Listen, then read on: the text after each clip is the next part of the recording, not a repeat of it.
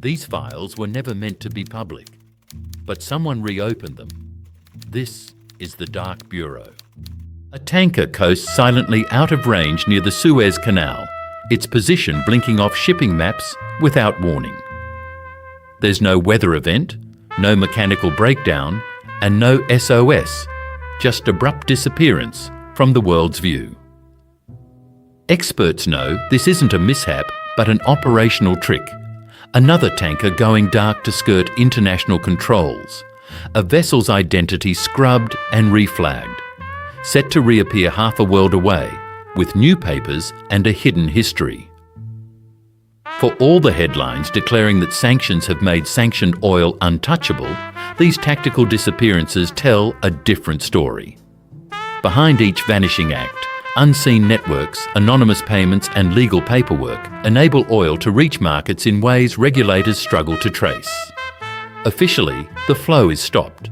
In practice, global demand feeds and grows these shadow operations as the invisible economy of sanctioned oil expands in plain sight. Sanctions loom large in Western policy as a lever to isolate governments in places like Iran, Venezuela and Russia. The logic? Choke financial lifelines, punish behaviour, force change. Official narratives trumpet embargoes as airtight, with energy forecasts and statistics backing up claims that rogue state oil is locked out of world trade. But a parallel system flourishes beneath the surface. The oil market, always vast and international, adapts instantly, spinning up intricate paths for clandestine movement. Ghost armadas now move millions of barrels, repurposing global shipping's greyest margins. Ships switch flags and names on demand. Ownership documentation hops from jurisdiction to jurisdiction, and shell companies multiply with every new layer of paperwork.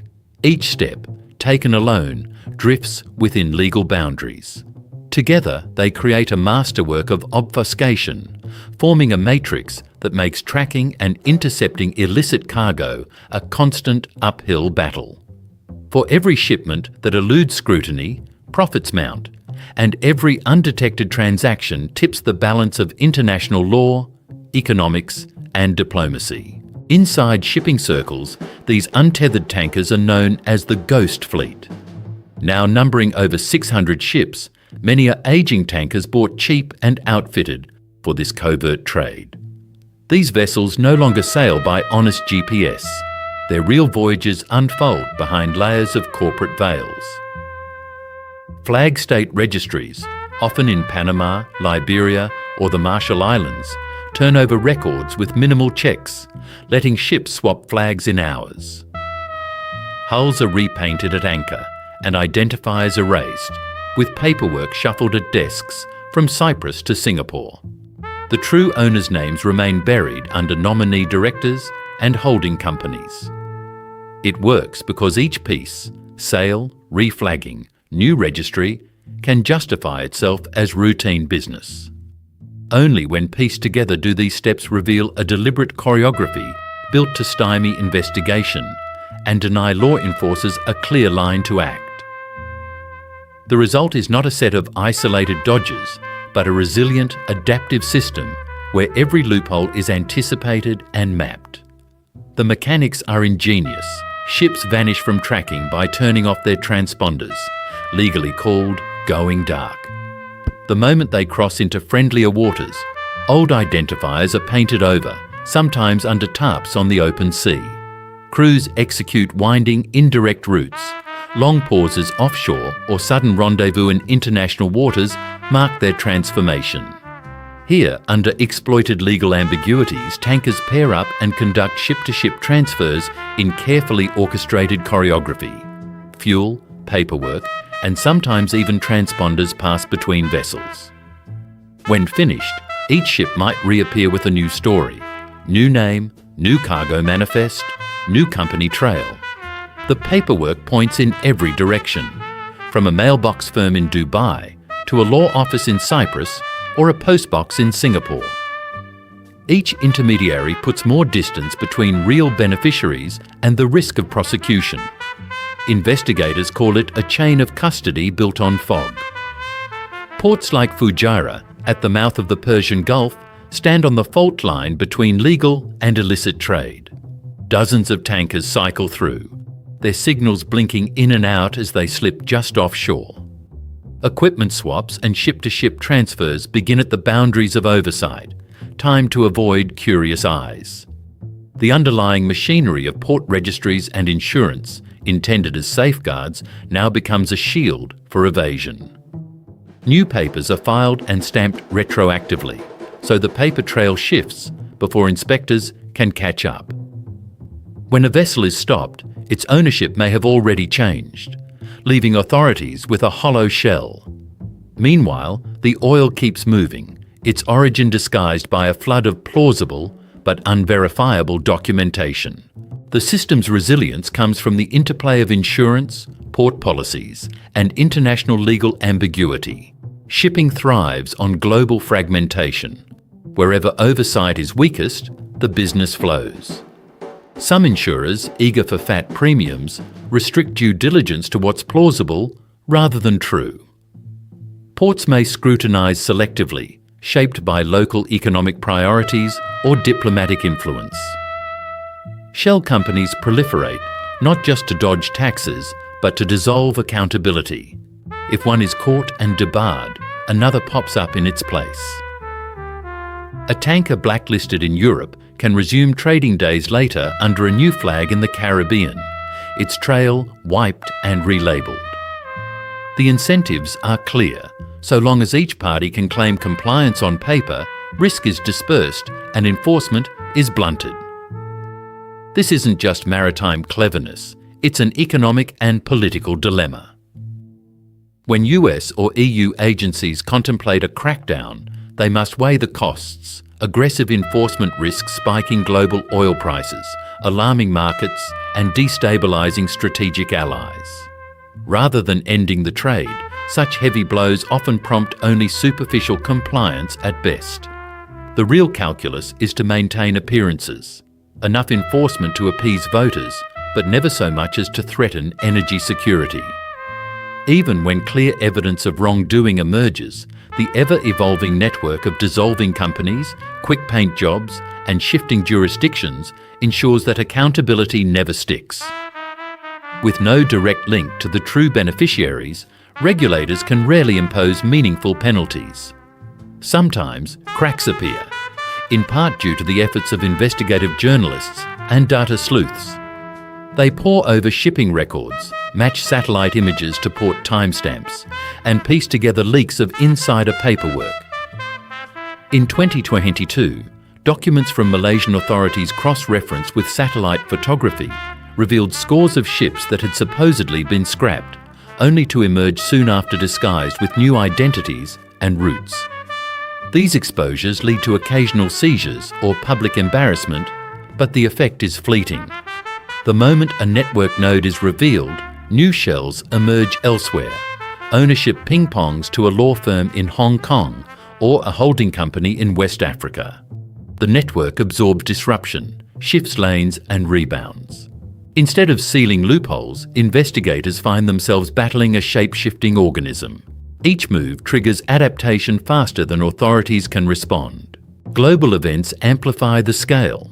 In the aftermath of Russia's 2022 invasion of Ukraine, Western sanctions aimed to choke Russian oil exports and undercut Moscow's leverage. Instead, satellite data showed the Ghost Fleet swelling with Russian crude, hundreds of millions of barrels rerouted through the Black Sea or redirected east. Customs paperwork is now routinely doctored, Russian oil labelled as Kazakh or listed for vague third country destinations. Major buyers, including Chinese and Indian refineries, adopt their own forms of regulatory fiction, devising internal certification systems that render incoming oil untraceable. What started as improvised workarounds becomes industry protocol, with sellers and buyers in open collusion to keep oil moving no matter the sanctions in place. These shadow trades no longer operate outside the financial mainstream. Commodity trading houses, insurers, banks and port operators are drawn in directly or indirectly. Sometimes unwittingly, sometimes by choice. By the time a tanker docks in Singapore or Rotterdam, its oil is indistinguishable from legal cargo. Forged documentation and routine descriptions blur the lines. Investigations move from docs to spreadsheets, unravelling layer upon layer of shell companies and nominee owners, often dead-ending in legal fog. Even banks, theoretically bound by anti-money laundering rules, process payments with origins and beneficiaries carefully masked. Regulators, no matter how skilled, struggle to keep pace with the network's shifting architectures. What little institutional response exists is piecemeal. Under pressure from journalists or allies, some countries have tightened company registries or demanded more vessel transparency. But entrenched interests, flag states seeking fee revenues, legal firms that thrive on secrecy, and financial centres dependent on company formation, slow reform. Where new rules emerge, loopholes shift to the next flexible jurisdiction. International bodies issue voluntary guidelines, but enforcement is local, underfunded, and often reluctant. Fines or seizures, when imposed, are trivial compared to the profits from just one major shipment, and seized ships are quickly replaced.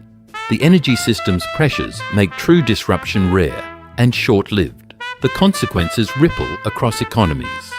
Legitimate shippers shoulder higher insurance costs and greater competitive pressure, while embargoed states' elites pocket windfalls even as ordinary populations face deeper hardship from broader restrictions on goods. In global markets, illicit oil distorts benchmarks and erodes confidence in reporting, and another round of regulatory failure weakens faith in international law. As the legal and illicit blend, even the most stringent embargoes risk becoming rhetorical, and the alliances built to enforce them turn precarious. This isn't a momentary anomaly, but a revealing evolution in how international rules and commerce interact under the forces of profit and politics. What began as a handful of rogue actors has become a structural feature of global trade, adapting to every new sanction with fresh evasions and more sophisticated legal shields. Every workaround spawns two more. Attempts to expose or eliminate the ghost fleet only spur its renewal, driving the market further from transparency. The network becomes ever more resilient, its architecture designed for evasion. Out at sea, global shipping lanes glow with commerce as ever, but beneath the everyday bustle, the ghost ships flicker in and out of registry, their routes rebuilt in code and paperwork. Each smuggled barrel redraws the world's economic and political contours, rewarding cunning over regulation and leaving those who demand transparency increasingly isolated. The more rules are imposed, the more the system mutates, widening the zone between what law forbids and what markets demand. In a digital world where going dark means just switching off a transponder or shuffling filings behind a firewall, the most consequential breaches now thrive in the open, camouflaged by the world's routine indifference.